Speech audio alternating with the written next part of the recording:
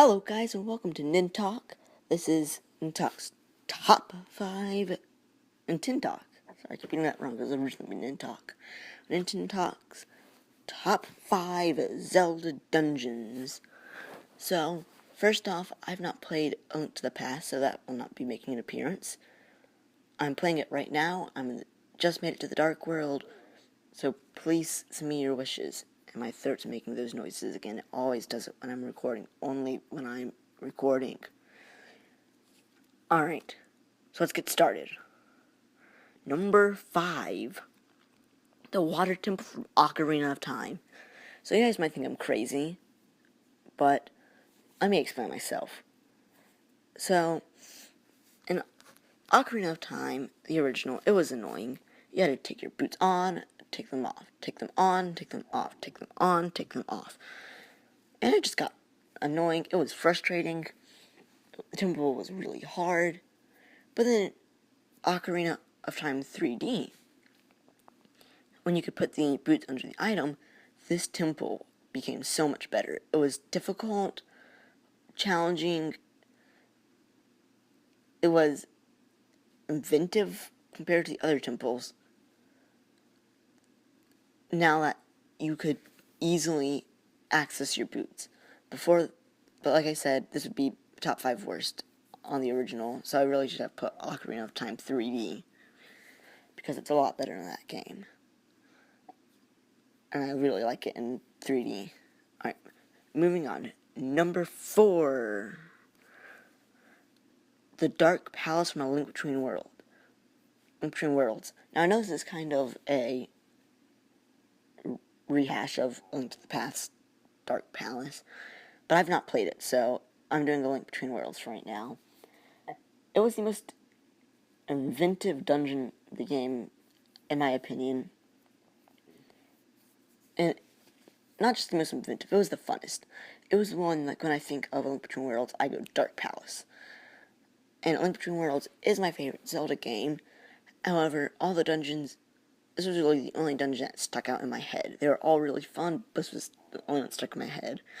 Because the way they used, like, your lantern and past appearing and everything was really cool. And I'm sure I will love the Dark Palace from A Link to the Past also. Alright. Moving on. Number 3. The Earth Temple from Wind Waker. So this temple finally gives a more of a light temple in its more respected way. And also Earth. It's got a really awesome mini-boss. The puzzles in it are neat, how you use your mirror shield and... what's her name? Oh, Melody's mirror shield, like, instrument to reflect light and do a bunch of really cool stuff. The puzzles are neat. There's new enemies in that just introduced that are awesome. The Redeads return in it, which I kind of hate because I hate Redeads. But, anyways, let's move on. Number 2. The Fire Sanctuary from Skyward Sword. So, I hate Skyward Sword. It's my least favorite Zelda game of all time. It does everything I don't like about Zelda. It was too linear for me. However, though, this temple really stuck out to me. It was the one temple I went in and played and was like, this is amazing. Now, the boss could have been a little bit better, and that's the reason why this is not number 1. But it was amazing. It was unique. It was different. It was beautiful. It was just an amazing temple. I wish it saved Skyward Sword for me, but the rest of it was too bad. But I tried to replay Skyward Sword, and it was better. Second time around. Alright. The whole game, not just this temple. Moving on to number 1. Ganondorf's Tower from Ocarina of Time. Now, yes, before you guys go and criticize me in the comments, I spelt Ganondorf wrong. It was a typo, and I did not mean to. I'm sorry about it. So, this temple is really awesome, which I'm going to get some more depth into it. Now, if you know Now since you guys know number one, you don't want to hear about how Ocarina of Time ends, I suggest you leave now because there's spoilers coming up. Lots of spoilers for Ocarina of Time. Pretty much every spoiler there is. So, get out. I'm just joking. If you want to stay, you can. So, let's go back to this picture. So, you start out, and Hyrule Castle is destroyed. Everything is horrible. Ganon built this big tower. And you have to go into the tower and break the seal, unlocking the castle, and break the seal, blocking the central tower where Ganondorf is. And each one's themed after every single element that you had to do earlier in the game. So it's a great climax that builds up to this next part. So, you make it past that first initial area, and you start climbing up the tower, fighting enemies at every single floor.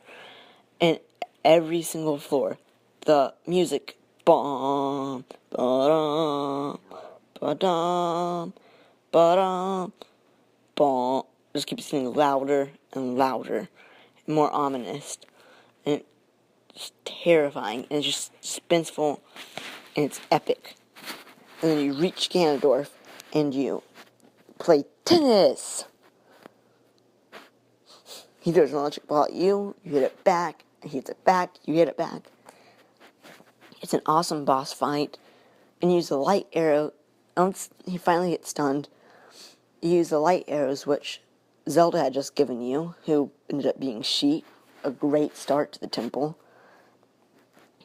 And you use that, and then he falls down, and you get to go up and beat him with your sword.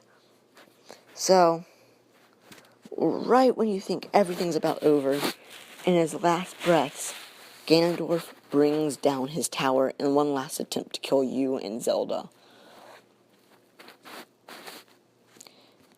And then you make it down there, and Ganondorf, in all of his anger,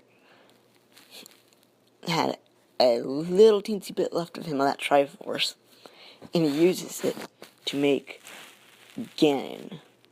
This boss has no description in the game.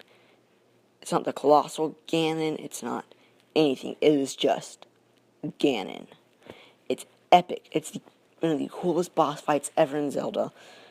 It sums up everything this game was. It's fun, it's awesome, it's amazing. It's just epic. And knowing that this boss fight right here creates a whole nother timeline possible in Zelda, that's just amazing. It's more games, right? But I've not really had any games on there besides A Link Between Worlds. So, and at the very end of the fight, he falls down, and you deliver the final blow. And Zelda and all the sages seal him away until before Wind Waker,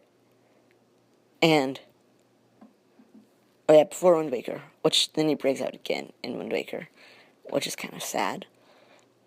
So, this is the only timeline where Ganondorf actually gets sealed, which is awesome, but also kind of weird.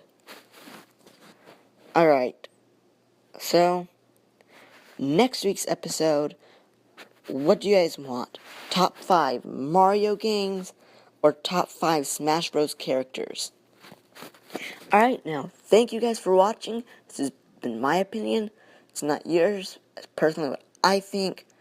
So, respect that in the comments, if there's ever any comments. Ever. Alright, so, I think this is my favorite series, so please leave a like and a comment if you like the video, and please subscribe for more of my videos, and I will be uploading Smash News on Mondays and Nintalk News on Wednesdays. My brain's tired. And this will be uploaded on Fridays, obviously.